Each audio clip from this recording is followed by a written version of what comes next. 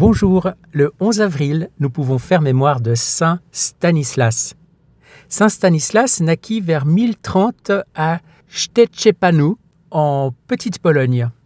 La tradition le présente comme issu d'une famille chrétienne noble et fervente, et son enfance apparaît déjà tout orientée vers Dieu. Formé dans les écoles ecclésiastiques de Gniezno, puis de Cracovie, il acquit une solide culture sacrée. Plusieurs traditions anciennes le rattachent aussi à des études poursuivies plus loin, parfois jusqu'à Paris, même si ce point n'est pas absolument certain. Ce qui est sûr, par contre, c'est qu'il revint en Pologne comme un prêtre d'une grande réputation, estimé pour sa science, son éloquence et sa droiture. Ordonné prêtre dans le diocèse de Cracovie, il devint chanoine, prédicateur, puis proche collaborateur de l'évêque Lambert. À la mort de celui-ci, en 1072, Stanislas fut appelé à lui succéder sur le siège de Cracovie. La tradition rapporte qu'il n'accepta cette charge qu'avec réticence et seulement par obéissance à l'Église. Devenu évêque, il se montra un pasteur vigilant, soucieux de la formation du clergé, fidèle à la discipline ecclésiastique, attentif aux pauvres et très attaché à la sainteté du peuple chrétien, dans une Pologne encore jeune dans la foi. Son épiscopat se déploya dans un contexte politique rude. Le roi Boleslas II, appelé le hardi ou le téméraire, avait de grandes qualités de chef, mais sa conduite morale et sa violence scandalisaient de plus en plus. Stanislas n'accepta pas de taire ce qu'il jugeait contraire à la loi de Dieu. Comme tant d'évêques saints avant et après lui, il comprit que la charité pastorale ne consiste pas seulement à consoler quand le salut des âmes est en jeu. Alors il avertit le roi, l'exhorta à se convertir, et puis, devant son obstination, le frappa d'excommunication. Dans la mémoire chrétienne de la Pologne, ce geste est resté celui d'un pasteur qui préféra risquer sa vie plutôt que trahir la vérité. Autour de sa vie s'est aussi développée une tradition miraculeuse très forte. La plus célèbre concerne un certain Piotr, propriétaire d'un terrain que l'évêque avait acheté pour son diocèse. Après la mort de cet homme, l'achat fut contesté. Stanislas, selon la légende pieuse, fit alors ouvrir le tombeau et Piotr se releva pour venir lui-même témoigner devant le roi en faveur de l'évêque, avant de retourner à son repos. Cette tradition, très enracinée dans le culte du saint, ne relève pas du merveilleux populaire, elle exprime la conviction que Dieu lui-même prenait la défense de son serviteur dans le combat pour la justice. La fin de Stanislas fut celle d'un martyr. En 1079, alors qu'il célébrait les saints mystères dans l'église Saint-Michel de Skalka, près de Cracovie, il fut attaqué sur l'ordre du roi. Selon la tradition la plus répandue, Boleslas lui-même porta le coup mortel. Son corps fut ensuite mutilé. Une autre tradition, très vénérée en Pologne, raconte que des aigles vinrent protéger ses restes jusqu'à ce que les fidèles puissent les recueillir. Ainsi, au pied de l'autel, Stanislas glorifia Dieu une dernière fois, non seulement par sa parole de pasteur, mais par l'effusion de son sang. Son martyre eut un immense retentissement. Le roi, frappé d'opprobre, dut quitter la Pologne. Quant à l'évêque assassiné, il devint très vite l'une des grandes figures morales et spirituelles du peuple polonais. En lui, la nation chrétienne voyait non seulement un martyr, mais un principe d'unité, un intercesseur et un protecteur. Son culte se développa sans cesse jusqu'à sa canonisation par le pape Innocent IV en 1253 à Assise. Il fut le premier Polonais canonisé et demeura dès lors le patron majeur de la Pologne et de Cracovie. On s'en doute, saint Jean-Paul II, qui se sentait profondément lié à lui comme évêque de Cracovie, devenu pape, a vu en Stanislas un pasteur qui a donné sa vie pour ses brebis, défendant la foi et les mœurs chrétiennes au prix de son sang. Cette lecture rejoint très exactement la tradition ancienne. Stanislas n'est pas d'abord un personnage politique, mais un évêque martyr, un homme de Dieu, qui a compris qu'il existe des heures où se taire serait trahir. Saint Stanislas demeure ainsi une figure majeure de la sainteté épiscopale. Il fut un homme de gouvernement, un père pour son clergé, un défenseur des pauvres, mais surtout un témoin intrépide de la loi de Dieu. Ces miracles donnent du relief à sa mémoire, son martyre la scelle dans le sang, et toute sa vie rappelle que la vraie gloire d'un évêque n'est pas de plaire aux puissants, mais de conduire son peuple dans la vérité, fût-ce au prix du sacrifice suprême. La vie de saint Stanislas est marquée par ce signe saisissant de l'homme relevé du tombeau pour venir témoigner en faveur de l'évêque. Ce relèvement miraculeux fait déjà résonner, comme en écho, la puissance de Dieu sur la mort et sa fidélité envers ses saints. Le passage du livre du ciel que nous allons lire maintenant conduit cette résonance jusqu'à sa source même, la résurrection du Christ, premier acte victorieux par lequel est rendu à l'humanité le droit de ressusciter et de retrouver la vie. Nous sommes au tome 21 du livre du ciel, à la date du 18 avril 1927. Louisa écrit « Je suivais la divine volonté dans l'acte de résurrection glorieuse et triomphante de Jésus d'entre les morts. Mon aimable Jésus se manifesta en moi et me dit « Ma fille, la résurrection de mon humanité a donné le droit à toutes les créatures de ressusciter pour la gloire et la béatitude éternelle, non seulement dans leur âme, mais dans leur corps. Le péché leur avait enlevé ce droit. Mon humanité, par sa résurrection, le leur a rendu. Mon humanité contenait en elle-même le germe de la résurrection pour tous. C'est en vertu de cette semence que chacun a reçu le bienfait de pouvoir ressusciter des morts. Celui qui accomplit le premier acte doit avoir en lui la vertu de pouvoir enclore en lui-même tous les autres actes que doivent accomplir les autres créatures. À partir de ce premier acte, les autres doivent pouvoir l'imiter et l'accomplir à leur tour. Quel bien mon humanité n'a-t-elle pas apporté en donnant à chacun le droit de ressusciter? En se retirant de ma volonté, l'homme avait tout perdu. Il avait brisé le lien qui le rattachait à Dieu et abandonné tous les droits aux bienfaits de son Créateur.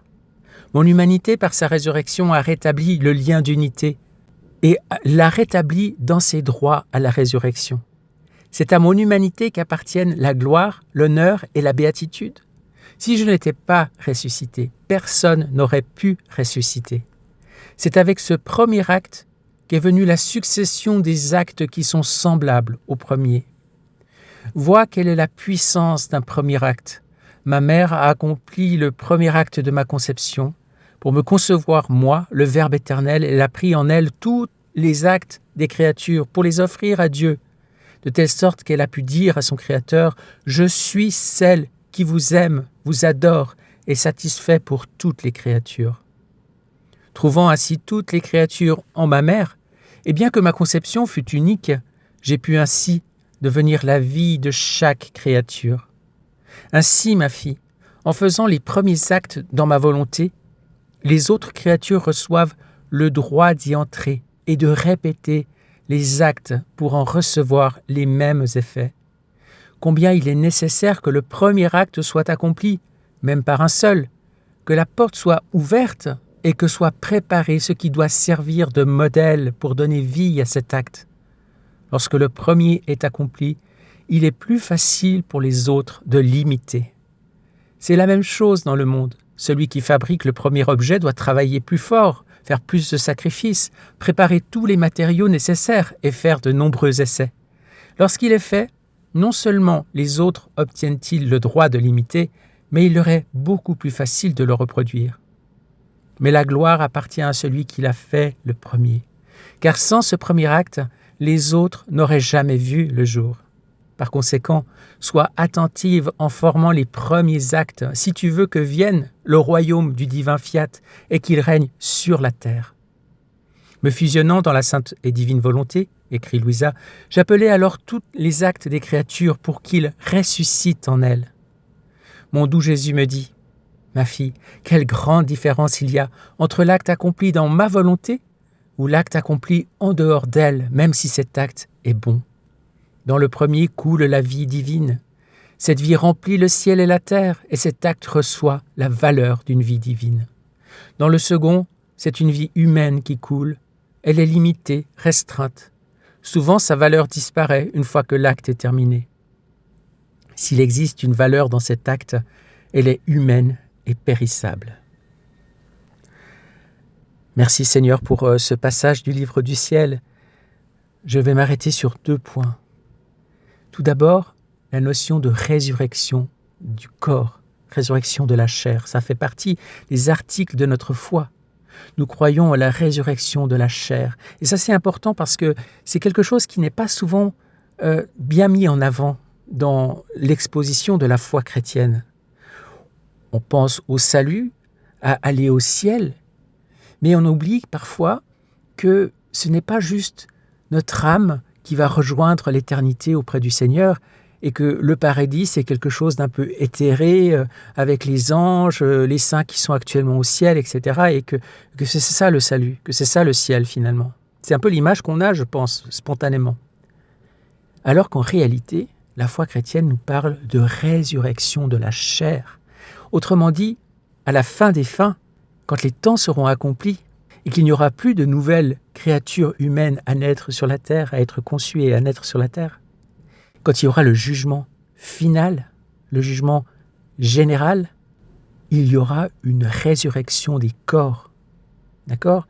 L'être humain est un être qui est fait d'une âme et d'un corps. Il n'est pas complet avec seulement l'âme, même auprès du Seigneur, comme c'est le cas aujourd'hui de tous ceux qui sont au ciel.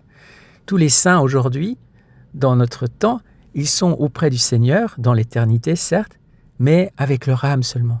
Ils attendent encore le jour de la résurrection générale des corps, où nous allons tous recouvrer un corps de chair, comme le Seigneur au matin de Pâques. Le Seigneur au matin de Pâques se relève du tombeau avec un corps glorieux, un corps glorifié, qui n'a plus tout à fait les mêmes propriétés que notre corps mortel. Il peut traverser les portes, etc. Il peut apparaître, disparaître. Il peut monter au ciel visiblement devant les apôtres, etc. Donc, bien sûr, on ne sait pas exactement ce que sera ce corps glorifié à la résurrection pour ceux qui sont sauvés, et ni d'ailleurs le corps des damnés, qui sera aussi, les damnés vont aussi ressusciter, avec un corps qui ne sera pas un corps glorieux par contre.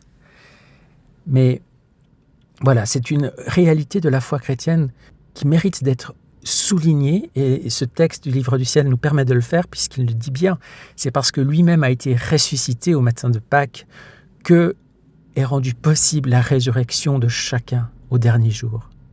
Notre résurrection est la conséquence de la résurrection du Christ.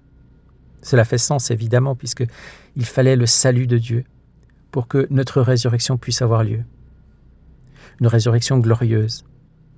Mais la foi chrétienne nous parle bien qu'au jugement dernier, nous aurons tous, damnés, sauvés, un corps, et que nous nous présenterons devant le tribunal du Seigneur, et que notre vie sera ainsi exposée à la vue de tous et trouvera son sens plénier dans la grande symphonie de la création, de la rédemption et de la sanctification voulue par le Seigneur et réalisée à travers nos actes libres d'être humains et portés par la volonté de Dieu et sa providence très sainte. Ça, c'était le premier point. Le deuxième, c'est que l'enseignement du Seigneur porte essentiellement sur la notion de premier acte, d'acte premier. Il montre qu'il y a une sorte de loi générale qui est de passer d'abord par un premier acte, la construction d'un premier acte, si j'ose dire, qui va être plus difficile pour celui qui le fait, parce qu'il est pionnier. Il réalise quelque chose qui n'avait encore jamais été réalisé avant, mais qui va servir de modèle, comme il le dit lui-même, qui va servir en fait de déclencheur à une réalité nouvelle, qui va pouvoir être transmise à tous les autres. Il prend l'exemple du fiat de la Mère Céleste, il prend l'exemple de sa résurrection d'abord, et tout ça pour éclairer le rôle particulier de Louisa elle-même dans le troisième fiat de la sanctification. Tout ce qu'il fait avec Louisa, c'est réaliser à travers elle le premier acte de la vie dans la divine volonté, de ce qu'est le recouvrement du don de la vie dans la divine volonté, ce qu'Adam et Ève avaient perdu, et ce qui est retrouvé maintenant comme fruit de la rédemption, mais pas exactement dans les mêmes conditions que dans le paradis terrestre avant la chute, évidemment, car nous portons en nous quand même encore la tache du péché originel qui a été lavé par le baptême, mais nous avons encore ce dérèglement des sens et des passions qui restent malgré le baptême. Et donc, le don va se déposer en nous, mais ne va pas nous redonner exactement la même condition qu'Adam et Ève, c'est-à-dire que nous ne retrouvons pas les dons préternaturels de la science infuse, de l'intégrité, en tout cas pas pour le moment avant cette finalité évidemment de la résurrection de la chair. Actuellement, c'est une résurrection spirituelle, on va dire. L'âme peut vivre vraiment de cette résurrection du Christ au niveau spirituel et grandit peu à peu dans un perfectionnement, une sanctification sainte et divine. Mais gardons en tête ceci. Parfois, on entend dans les enseignements sur la divine volonté que nous sommes tous Louisa. Quand on lit quelque chose de Jésus à Louisa, eh bien, on peut se l'approprier immédiatement sans aucune distinction. Mais ce n'est pas tout à fait correct de le penser ainsi, parce que Louisa, elle avait une mission tout à fait particulière. Et le Seigneur vraiment l'a préparée. Et on le voit dans le tome 1, par exemple, que c'est une préparation qui a été longue, qui a été ardue. Et que nous, c'est un peu plus facile, comme c'est dit aussi, parce que nous n'avons pas apporté l'acte premier de cette vie dans la divine volonté. Mais ça veut aussi dire que certaines choses qui sont dites à Louisa ne nous concernent pas immédiatement. Nous concernent peut-être de manière secondaire, peut-être de manière partielle, mais soyons attentifs quand on fait la lecture du livre du ciel, de bien distinguer ce qui concerne tout le monde dans la généralité de ce qui est dit, et ce qui concerne Louisa en particulier, car souvent on fait la confusion. Voilà ce que je voulais dire. Seigneur, aujourd'hui nous te présentons la vie de Saint Stanislas. Nous voulons la plonger dans le grand bain de lumière de ta divine volonté, chacun de ses actes, chacun de ses battements de cœur, de ses respirations, tous ses actes, ses pensées, ses paroles, ses décisions, ses affections, ces grandes décisions comme celle d'excommunier un roi, avec toutes les conséquences qu'il pouvait imaginer. Oui, Seigneur, nous voulons nous approprier toute cette vie, la plonger dans ta divine volonté, déposer en elle, en cette âme, toutes tes qualités divines, Seigneur, réordonner tout dans l'ordre divin, apposer le sceau de ta divine volonté sur chaque acte et te rendre le tout avec notre « Je t'aime, je te bénis, je t'adore, je te glorifie et je te rends grâce au nom de tous et pour tous. Sois béni, Seigneur, et que Saint Stanislas en ce jour soit réjoui avec toute l'Église, pour ta gloire et pour le salut des âmes, Seigneur, nous te bénissons. Amen. Amen. Fiat. Maranatha, viens Seigneur Jésus, viens dans notre vie, viens dans notre monde, viens régner dans chaque cœur, viens régner dans le monde entier. Et que ton soleil divin se lève en nous ce jour, Seigneur, que viens opérer dans chacun de nos actes et donne-nous d'opérer dans ta divine volonté, afin que nous soyons un, toi et nous, et qu'ainsi tu puisses reconnaître dans chacun de nos actes des actes qui t'appartiennent, qui sont tiens et inséparables de toi. Gloire à toi pour ce don merveilleux. Sois béni et glorifié, Seigneur, en ce jour et tous les jours de notre vie. Amen. Fiat. Bonne journée et à demain. Soyez bénis.